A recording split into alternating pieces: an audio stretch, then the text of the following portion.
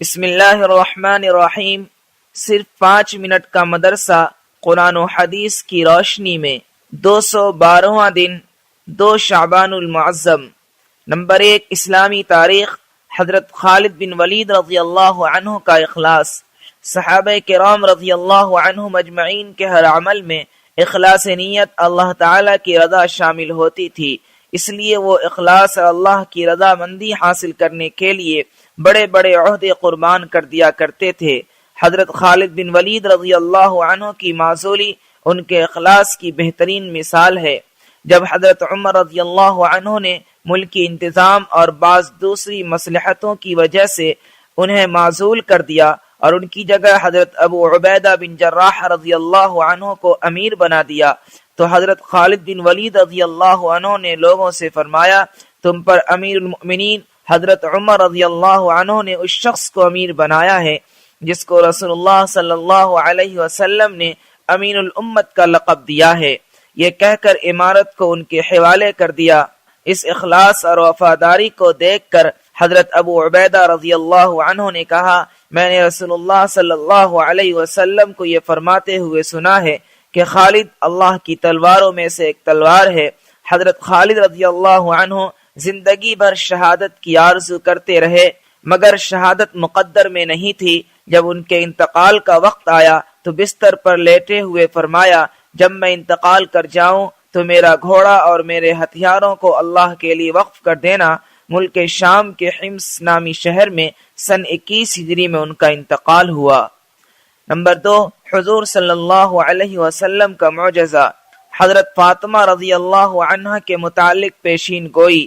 مرض الوفات میں رسول اللہ صلی اللہ علیہ وسلم نے حضرت فاطمہ رضی اللہ عنہ کو یہ خبر دی کہ میری وفات کے بعد میرے اہل و عیال میں سب سے پہلے تو آ کر مجھ سے ملے گی۔ چنانچہ رسول اللہ صلی اللہ علیہ وسلم کی وفات کے بعد آپ کی پیشین گوئی کے مطابق سب سے پہلے حضرت فاطمہ رضی اللہ عنہ کی وفات ہوئی۔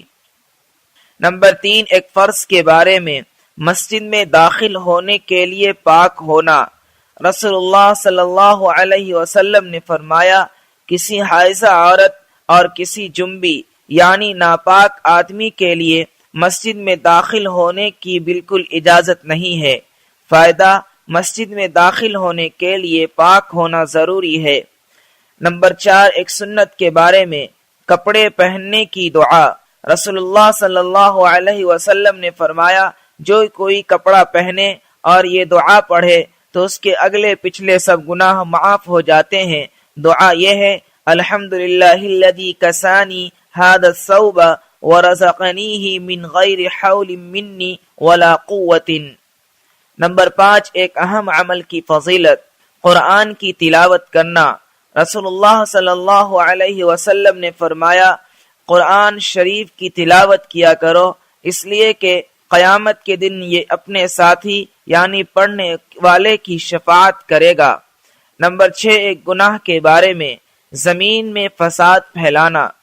قرآن میں اللہ تعالیٰ فرماتا ہے، بلا شبہ وہ لوگ جو اللہ سے پکا عہد کرنے کے بعد توڑ ڈالتے ہیں اور ان رشتے ناتوں کو بھی توڑ ڈالتے ہیں جن کو اللہ نے جوڑے رکھنے کا حکم دیا ہے اور زمین میں فساد پھیلاتے پھرتے ہیں، تو ایسے لوگ بڑے خسارے والے ہیں۔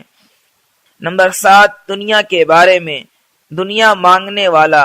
قرآن میں اللہ تعالیٰ فرماتا ہے، لوگوں میں سے بعض ایسے بھی ہیں جو کہتے ہیں کہ اے ہمارے پروردگار، ہم کو جو کچھ دینا ہو دنیا میں ہی دے دیجئے، تو ان کو جو کچھ ملنا ہوگا وہ دنیا ہی میں مل جائے گا اور ایسے شخص کو آخرت میں کچھ نہ ملے گا۔